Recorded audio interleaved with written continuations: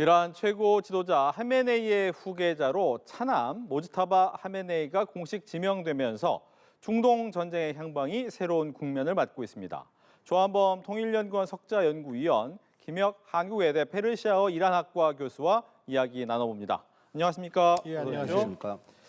네, 이란이 트럼프 대통령이 절대 안 돼라고 했던 하메네이의 차남을 새 지도자로 내세웠습니다. 처음엔 비밀이다라고 했는데 결국 선출한 걸 밝혔는데 어떤 의미입니까?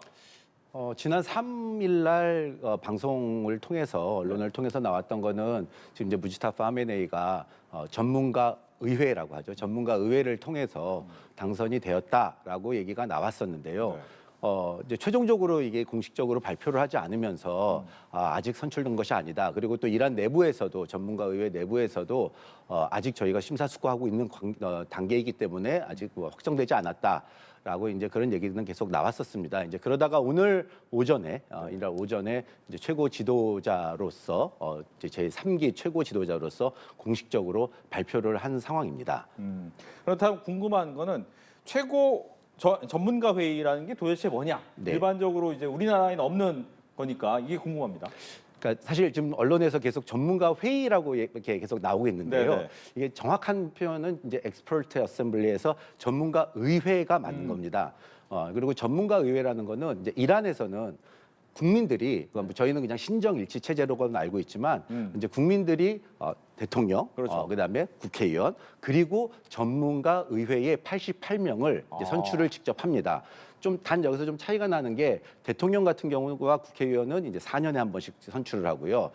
그다음에 이 전문가 의회는 8년에 한 번씩 선출을 하게 됩니다. 근데 전문가 의회의 가장 큰 역할이 최고 지도자를 선출하는 이제 그런 기능을 가지고 있습니다. 근데 아시다시피 37년 동안 전문가 의회에서 그들이 가지고 있는 가장 큰 역할을 한 번도 수행한 적이 없었던 거고요. 이제 이번에 알리 하메네이가 이제 암살을 당한 이후로 네. 이제 공석이 되면서 이제 전문가 의회를 통해 가지고 제 3기 최고 지도자가 이제 선출이 됐다라고 생각하시면 될 것 같습니다. 알겠습니다.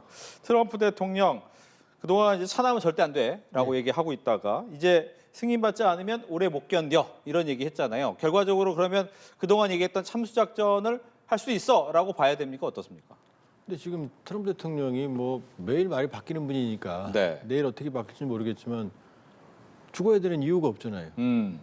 지금 하메네이는 핵 협상을 거부해서 그래도 지도부를 제거하는 건 물리적인 제거는 그 타당성 지금도 논란이 있어요.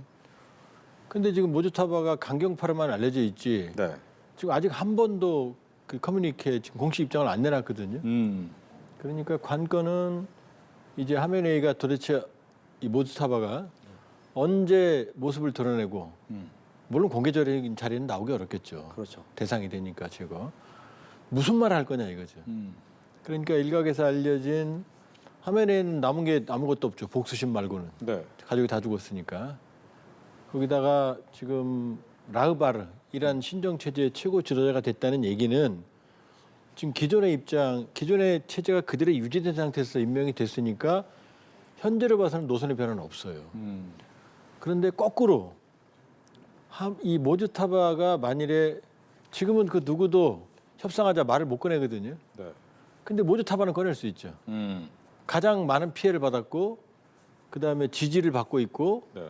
그 모주타바가 얘기를 하면 나머지 강경파들이 할 말은 없죠. 그러니까 지금 트럼프 대통령은 사실은 저렇게 말하면 안 되죠.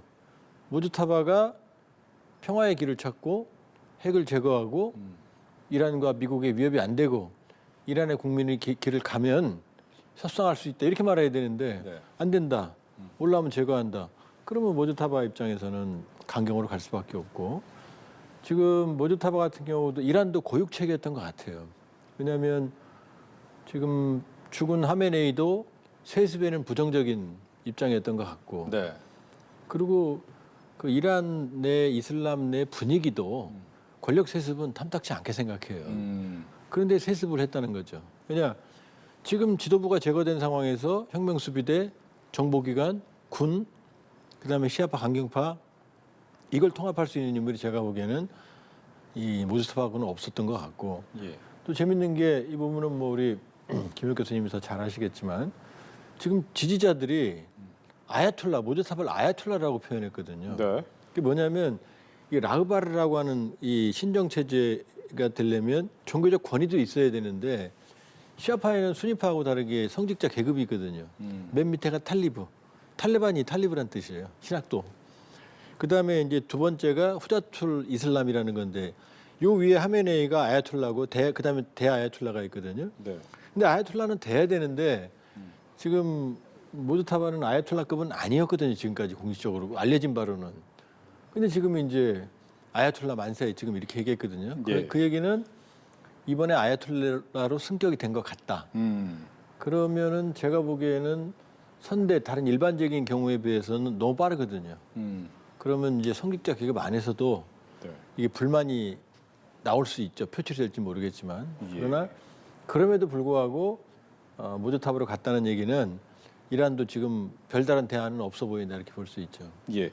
뭐 연관된 질문입니다만 지금 부자 세습 얘기가 계속 나오잖아요. 과거 이제 왕정에서도 그런 세습 때문에 결과적으로는 무너졌는데 결과적으로 부자 세습하는 것을 이란 내 국민들이 받아들일 수 있습니까?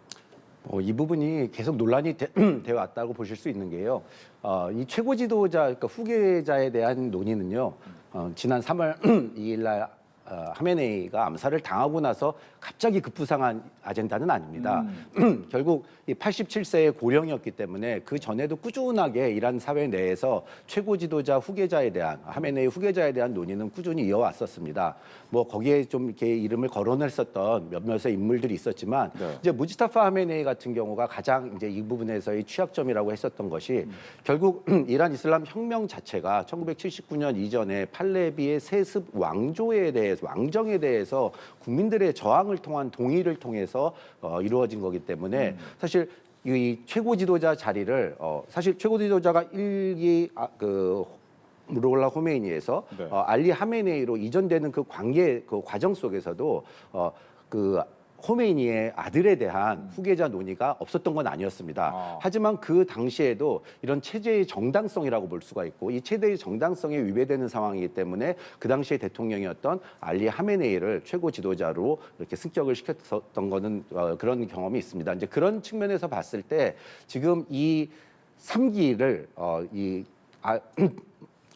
알리 하메네이의 아들인 무즈타파 하메네이로 네. 이렇게 발표를 했다라는 거는 사실은 이것은 한편으로 보면 이란 내부에 지금 아주 극도의 전시 상황에서의 이게 선택을 할 수 있는 하나의 그 유일한 선택지가 아니었을까라고 생각을 합니다. 또 더불어서 지난 3월 3일 날 이 전문가 회의를 통해서 일부 이제 회의가 있었고 어느 정도 의견이 무지타파로 모아졌다라고 한 이후에 지속적으로 이스라엘과 트럼프 대통령이 이제 알리 하메네이의 그 무지타파 하메네이에 대한 반대 의견을 계속 표출을 했었거든요. 그렇죠. 그리고 표출을 하는 과정에서는 무조건 이 정권이 교체돼야 된다라는 얘기를 하다가 어느 시점 지난주 말 정도 돼서는 종교 지도자도 괜찮다. 하지만 무지타파는 인정할 수 없다라는 이제 의견을 보였습니다. 근데 그럼에도 불구하고 이란 내에서 이번에 전문가 의회를 통해 가지고 무지타파를 가장 적이 싫어하는 그 인물을 이렇게 공식적으로 발표를 했다라는 것은 일단은 당분간은 그 조 의원님께서 말씀해 주신 것처럼 좀 강경한 보수 노선을 조금 더 유지해 나가지 않을까라고 좀 생각해 볼 수 있을 것 같습니다. 그리고 여기서 하나만 조금 제가 덧붙이자면은 그 1기 루홀라 호메이니와 이제 제2기 알리 하메네이에 좀 차이점이 있습니다. 루홀라 호메이니 같은 경우는 정말로 어떤 종교적으로의 그런 종교적 지지 기반이 굉장히 강했습니다. 네. 하지만 2기 알리 하메네이로 넘어오면서 초반에는 그런 종교적 지지 기반이 취약했던 점이 가장 약점으로 꼽혔었거든요. 그러다 보니 이 알리 하메네이는 그 취약한 종교적 지지 기반을 어떻게 해서든지 커버하기 위해서 그래서 혁명수비대라는 군권을 권력에 활용하기 시작을 했습니다. 그래서 그 당시에 생긴 것이 최고 지도자 밑에 있는 최고 지도자실을 운영을 했던 거고요. 요번에 2월 28일 날 처음으로 폭격을 했었던 가장 그 핵심 공격 대상이 그 최고 지도자실이었거든요. 무지타파 하메네이가 공식적으로 직함은 가지고 있지 않았지만 이렇게 최고 지도자와 혁명 수비대를 연결하는 그런 연결고리 역할을 했던 최고 지도자실에서 20여 년간을 주도적인 역할을 해왔다라는 점을 우리가 한번 이렇게 주목해봐야 될 필요가 있을 것 같습니다. 예. 지금 뭐 이란 전쟁이 10일째 이어지면서 서로 공격하고 있어요. 예. 그런데 보면 이번에 이스라엘이 이 테헤란 인근의 석유 저장 시설을 폭격을 했는데 결과적으로 트럼프 대통령이 용인해 줬다고 봐야죠. 그건 아닌 것 같아요. 아, 그래요? 예, 왜냐하면 지금 트럼프 대통령의 트럼프 매직이 이제 깨지기 시작하는 게 아하. 왜냐하면 트럼프 대통령은 참 우리 그렇게 괴롭혔습니다. 아이러브 타리프 나는 관세를 좋아해.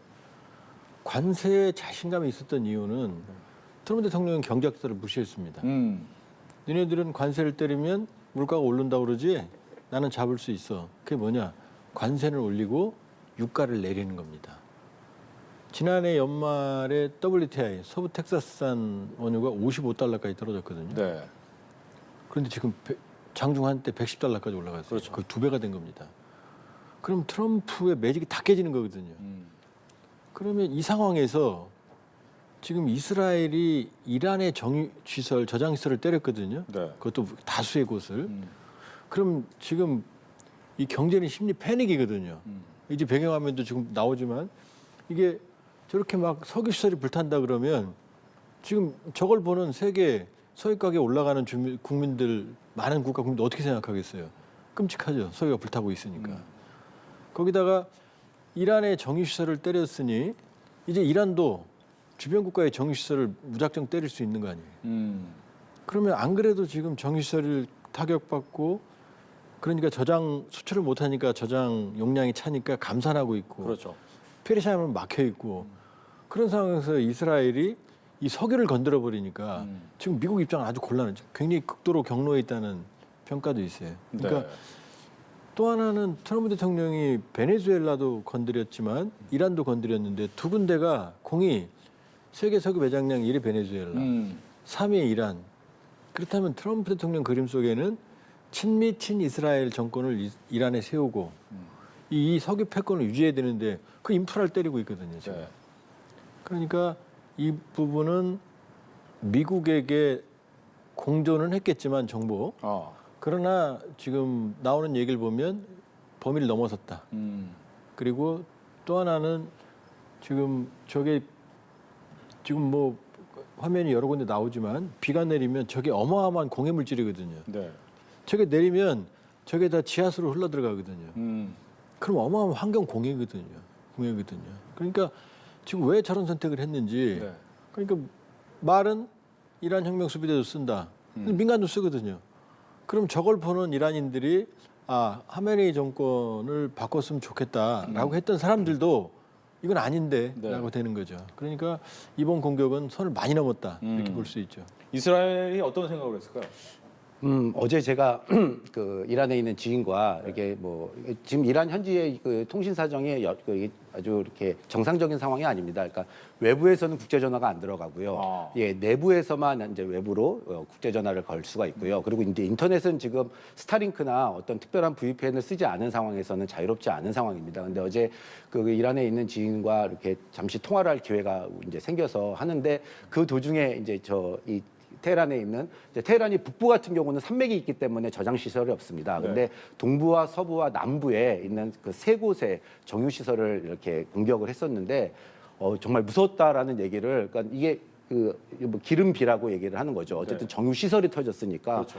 그러면서 굉장히 두려웠다라는 얘기를 많이 하더라고요. 그러면서 또 하나의 이제 이란 국민들의 반응은 어떤 거였냐면은 트럼프 대통령이 우리 국민들을 도와주겠다라고 해서 내세우면서 이런 이번에 최고 지도자도 암살을 하고 하는 행위를 했지만 조 의원님 말씀하신 것처럼 지금 결국에는 그 석유 테헤란에 있는 원유 저장고가 터졌다라는 것은 이란이 그 이번 전쟁이 일어나기 전 그리고 그 1월 달에 이제 큰 시위가 일어났을 때도 이게 이란의 경제난도 있었지만요. 작년 6월 그 12일 전쟁 이후로 지속적으로 이란이 뭐 이 전기라든지 아니면은 그 급수가 이게 계속 중단이 되면서 국민들이 굉장히 불편을 겪었었거든요. 근데 지금 만약에 이게 전쟁이 끝나고 난 이후에 이 석유 저장고가 굉장히 뭐 거의 바닥이 나기 시작을 하면은 정말 저 피해는 이란의 혁명 수비대나 어떤 최고 지도자보다도 고스란히 국민들한테 좀 전가가 될 가능성이 높기 때문에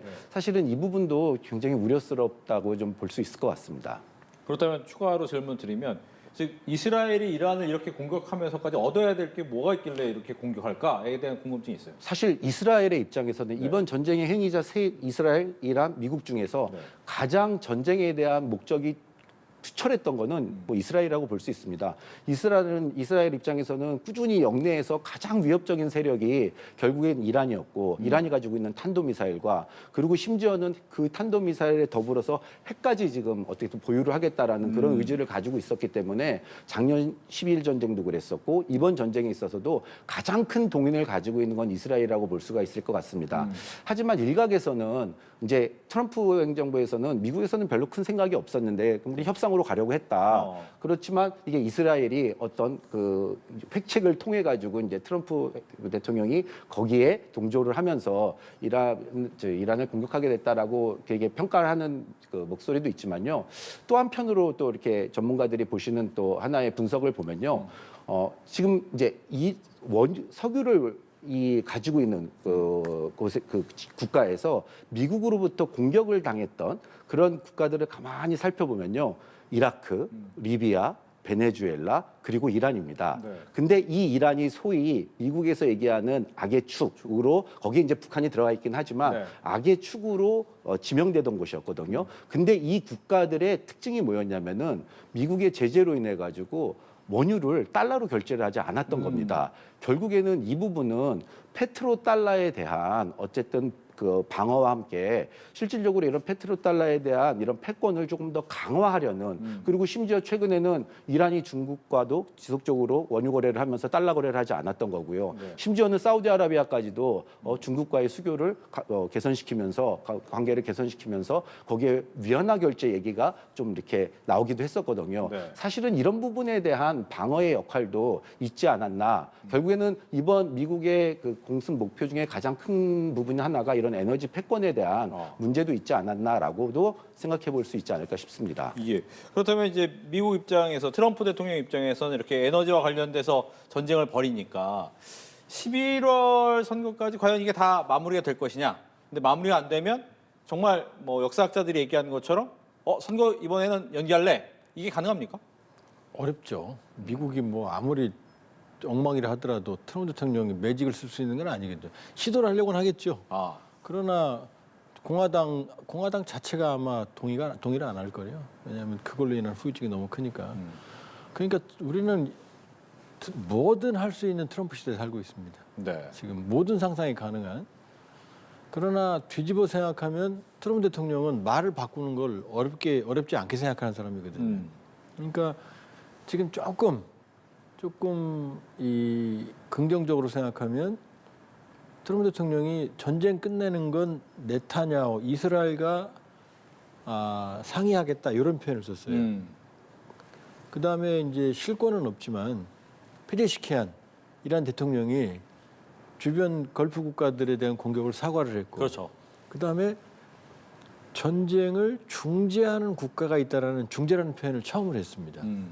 그렇게 보면 지금 유가가 $100 내일 또 얼마나 갈지 모르겠습니다만 이 상태가 가면 이란 말대로 120, 150 가는 거는 시간 문제라고 볼 수 있거든요. 계속 가면요, 이 상태가. 그렇다면 지금 미국은 제가 보기에는 $100, 120 가면 아마 휘발유 가격, 가솔린 가격이 천정부지로 뛰어오를 겁니다. 그러면 아마 미국 여론이 뒤집힐 거예요. 그러면은 트럼프 대통령이 출구를 모색할 수도 있겠죠. 출구도. 그러면 모즈타바도 본인이 강경파긴 하지만 이 상황에서 끝까지 버틴다? 그 시나리오는 쉽지 않죠. 그러면 미국도 지상군이 준비가 안 돼 있고 모즈타바도 지상군을 못 들어온다는 거 알고 있거든요. 당분간. 당분간 버티겠죠. 그러나 계속 양쪽 다 피로감이 누적이 되면 이제 출구를 찾으려는 움직임은 제가 보기엔 꼭 그렇게 아주 비관적인 건 아니다. 이렇게 볼 수 있죠. 그러니까 이제 중국이 사우디 방문해서 뭐 중재 생각 있다 얘기하고 있고 마크롱 대통령도 비슷한 얘기하는 걸 보면 중재 가능성 어떻게 보시는지?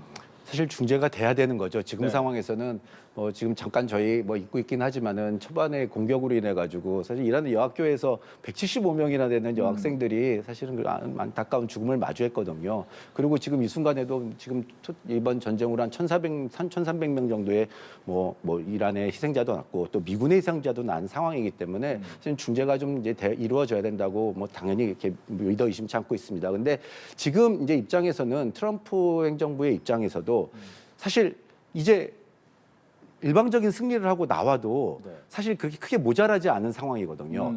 어쨌든 이란 국민들을 돕기 위해서 나는 뭔가의 행동을 취하겠다. 그래서 어쨌든 이란을 공격 공습을 했고요. 네. 그리고 정권 교체라는 말을 했었지만 그 정권 교체도 어쨌든 하메네이를 제거를 했고요. 그리고 핵시설 프로그램에 대한 이번에 가장 이런 기지들을 또 많이 타격을 시켰고 거기다 탄도미사일에 대한 능력도 한 3천여 곳을 지금 어쨌든 공격을 한 것으로 지금 우리가 알려지고 있는데 그렇다면은 굉장히 트럼프 행정부 입장에서는 지금 빠져나와도 크게 정치적으로 이렇게 타격이 되지는 않을 것 같습니다. 근데 이제 여기서 문제는 어떻게 보면 이란의 입장입니다. 네. 이란은 트럼프 행정부가 만약에 지금 이 전쟁이 언제 중단되느냐, 이 중단되는 거는 제 개인적인 생각으로는 미국이 공격을 중단할 때는 이란이 먼저 공격을 중단한 상태에서도 외부 국가, 주변 국가들로 공격을 할 거라고는 생각을 하지 않습니다. 이 전쟁 자체의 미국, 이란의 입장은 어쨌든 방어를 하는 지금 그 입장에 있는 거기 때문에요. 근데 만약에 이 전쟁이 트럼프 행정에서 출구를 나와서 이 전쟁을 만약에 그 종전 선언을 하게 된다 그러면 근데 이란의 입장에서는 종전 후에 전후 복구를 해야 되는 상황입니다. 근데 이 전후 복구를 하기 위해서는 어쨌든 경제적인 여력이 있어야 되는데 1월 달에 저희 시위가 일어나고 2월 달에 그 이란 정부에서 이 핵협상에 나섰던 가장 큰 근원이 이제 어쨌든 경제난이 어떤 임계점을 넘었다라는 본인들의 판단에 의해서 협상장에 나왔던 거거든요. 그런데 지금 이 상황에서 전쟁이 종식되고 나서 이란이 만약에 어떤 그런 출구 전략으로서 핵협상으로 이어지게 하지 못한다면은 사실 이란 입장에서도 굉장히 거기다 지금 무지타파 하메네이가 이런 종교적인 기반도 취약한 상태에서 그리고 세습이라는 어쨌든 꼬리표를 달고 있는 상황에서는 이란의 입장에서 오히려 더 이런 그 협상으로 뭔가 이 전쟁을 마무리해야 되지 않을까라고 하는 좀 그런 생각을 해볼 수 있을 것 같습니다. 네. 여기서 이제 트럼프 대통령은 또 중국을 방문해야 되는 일정이 있는데 이건 그냥 진행되겠죠?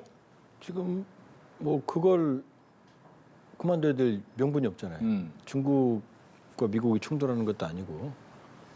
그럼 사실은 중국 입장에서는 유쾌한 상황은 아니죠.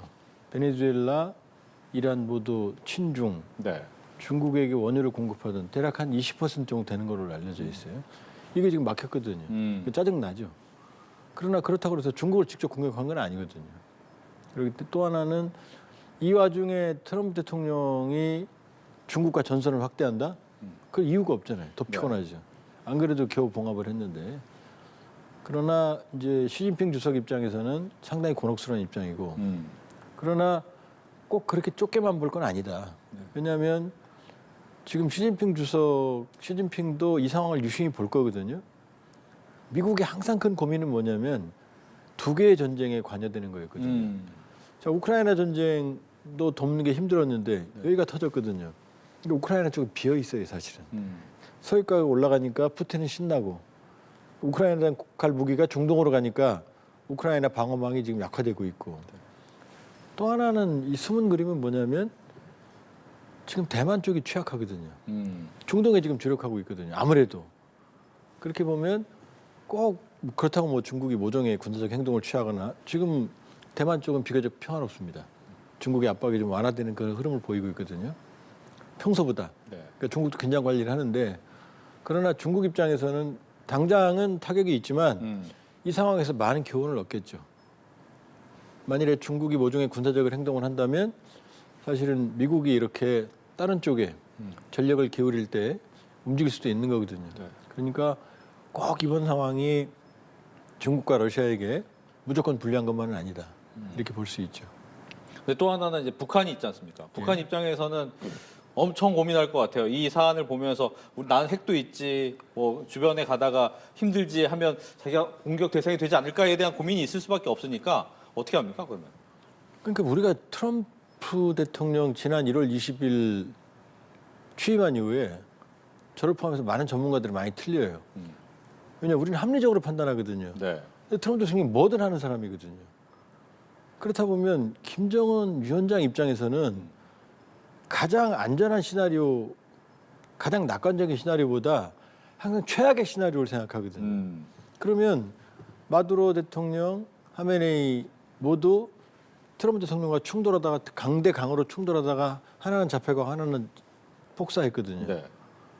그럼 또 하나는 트럼프 일기 때 안보 보좌관이었던 맥마스터 안보 보좌관이 회고록을 썼는데 거기에 그런 얘기 나오거든요. 이 멕시코에 있는 마약 카르텔 폭격하면 어떨까? 실제로 마두로로 이어졌죠. 네. 북한 얘기를 합니다. 북한이 열병식을 많이 하는데 그 한꺼번에 다 없애면 어떨까? 그래서 굉장히 충격받았다고 나오거든요, 그 책에. 김정은 위원장도 알겠죠. 그럼 다음은 내가 될 수 있다는 생각은 하겠죠. 그러니까 이번 사태 직후에 김 위원장 행보를 보면 바로 최연호에서 전략 순항 미사일 5발을 연속으로 발사하는 걸 보여줬거든요. 네. 그건 굉장히 무리한 시험입니다. 그냥 그 다연장처럼 쏘거든요. 그건 목표를 맞추겠다는 게 아니라 네. 과시용이거든요. 근데 전략이 들어갔다는 얘기는 핵탄두 탑재한다는 얘기거든요. 그다음에 저격병 대회를 지휘했습니다. 군 행보를 한 거죠. 그러니까 우리는 다르다라고 얘기를 하지만 그러나 김 위원장 입장에서는 내가 저 대상이 될 수도 있다는 경계심을 떨칠 수가 없겠죠. 그러니까 핵에 대한 집착은 강해질 거다. 핵이 없어도 당한 거다. 하메네이, 마두로. 그러나 트럼프 대통령과 극단적으로 맞섰다간 네. 무슨 짓을 할지도 모른다. 이미 말한 뱉어놓은 말도 있고요. 그렇다면 오히려 역설적으로 핵은 집착하겠지만 이 기회에 한번 4월에 3월 말 3말 4초 트럼프 대통령이 베이징 오면 분명히 그때 또 김 위원장이 얘기를 할 가능성이 높거든요. 그렇다면 오히려 역설적으로 둘의 만남 가능성, 뭐 성과는 기대하기 어렵지만 그건 높아지는 거 아니냐 이렇게 볼 수도 있죠. 네. 이란 관련해서 하나만 더 질문 드리면 이란 같은 경우에는 앞서 잠깐 이야기를 하셨지만 결과적으로 출구 전략, 네. 즉 핵과 관련돼서 협상을 해서 경제적인 이득을 얻는 부분으로 가야 되는데 그것까지 갈 수 있습니까? 근데? 결국 트럼프 행정부에서 내어놓은 안이 이미 정해져 있습니다. 그렇죠. 예. 그리고 트럼프 행정부에서 트럼프 대통령이 계속 얘기를 하는 게 누군가 있다. 이란 내에서는 내가 원하는 최고 지도자가 있고 그게 외부가 아니더라도 안에서 분명히 있을 것이다. 있다라고 얘기를 했습니다. 그러면서 뭐 누구를 딱히 집어가지고 어떤 인물을 지정하지는 않았습니다. 사실 그 말을 한번 이렇게 들여다보면요. 결국에는 내가 제안했던 이 전쟁 전에 대화를 통해서 외교를 통해서 우리가 진행을 하려고 했던 핵협상에서 미국 측이 제안했던 안을 수용하는 누군가는 그게 누구가 되던 간에 그 사람이 바로 적절한 지도자라고 저는 선언을 할 가능성도 있다라고 봅니다. 근데 이제 좀 지금 상황에서는 무즈타파 하메네이라는 인물이 바로 이제 이런 트럼프의 제안을 받아들여서 뭔가 지금 이란 정부에서는 이런 순교의 이미지와 저항의 분위기로 몰고 가려는 당분간은 좀 그런 의지를 어떻게 보면 오늘 발표를 하면서 보여준 거기 때문에 이 부분까지는 뭐 이란도 굉장히 고민이 많을 겁니다. 어쨌든 이 체제를 새로운 체제를 유지를 해야 되는 거고 유지하기 위해서는 이 경제난을 해결을 해야 되는 거고 결국에는 그러면은 핵협상을 해야 되는 거기 때문에 이 부분에 대한 고민은 좀 굉장히 좀 심각할 거라고 생각이 듭니다. 알겠습니다. 이렇게 해서 오늘 조한범 통일연구원 석좌연구위원, 김혁 한국외대 페르시아어 이란학과 교수 두 분과 함께 이야기 나눠봤습니다. 오늘 잘 들었습니다. 고맙습니다.